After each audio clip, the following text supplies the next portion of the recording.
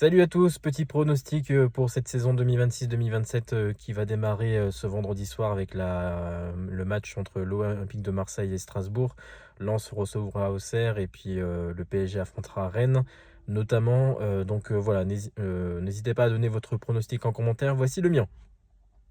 Alors, moi je vois bien sûr le Paris Saint-Germain largement champion de ce championnat. Je pense qu'ils se sont bien renforcés à l'intersaison. Encore une fois, le PSG, ils vont pouvoir jouer sur tous les tableaux. Je les vois également remporter la Coupe de France. Peut-être arriveront-ils enfin à titiller le record du FC Nantes d'invincibilité. Alors, ils sont tout à fait capables de perdre dès les premières journées un match, hein, c'est possible. Notamment, il y a un Lille PSG notamment qui va être intéressant. Mais je les vois, après, être solides et avoir les capacités à jouer sur tous les tableaux et évidemment aller chercher, pourquoi pas une troisième Ligue des Champions. Mais je les vois surtout remporter largement le championnat cette saison, encore plus que les années précédentes, avec vraiment un recrutement qui est très, très intéressant. Donc le PSG, bien sûr, champion, avec potentiellement un doublé, voire un triplé. Ça sera très intéressant de voir encore une fois le PSG dans les grandes largeurs cette saison. Les grosses surprises de cette saison, pour moi, je vais commencer d'emblée par ça. Pour moi, la grosse surprise, ça sera l'Olympique de Marseille. Alors, c'est pas une surprise en soi parce que c'est quand même l'un des plus gros clubs français. Mais moi, je trouve qu'avec un technicien comme Genesio, il a tendance, à chaque fois, quand il se retrouve dans des situations très compliqué, il a tendance à se surpasser et à faire surpasser son équipe. Je m'explique. Quand il était au LOSC, on l'a très bien vu, hein, quand il était en grosse difficulté, c'est à ce moment-là en fait que l'équipe s'est un petit peu révélée et que lui a proposé des choses complètement différentes et il a su s'adapter forcément à la nouvelle problématique qui s'occasionnait à lui.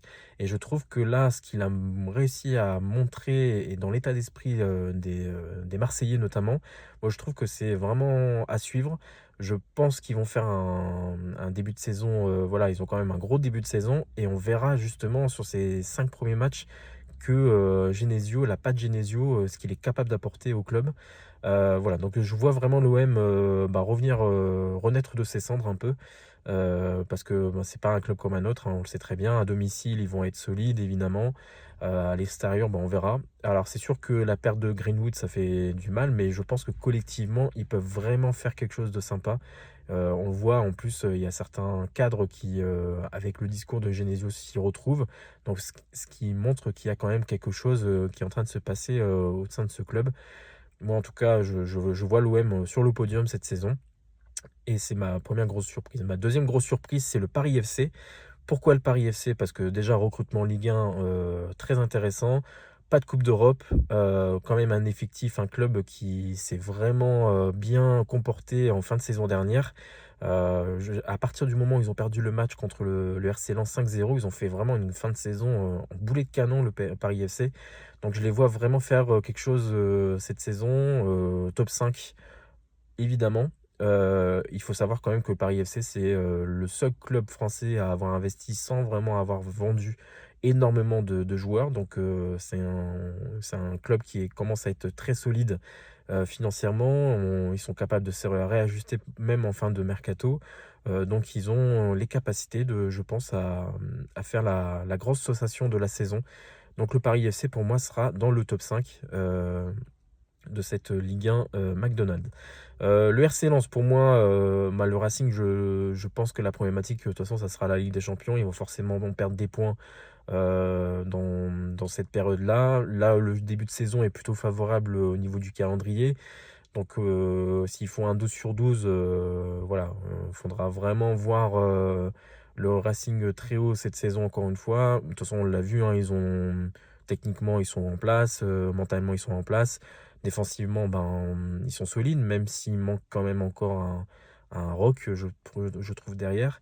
Le LOSC ne sera pas trop loin non plus, parce que finalement, ils ont quand même une base très solide aussi. Bon, ils vont perdre Boady, mais Boady il va vite être remplacé par quelqu'un qui va forcément apporter.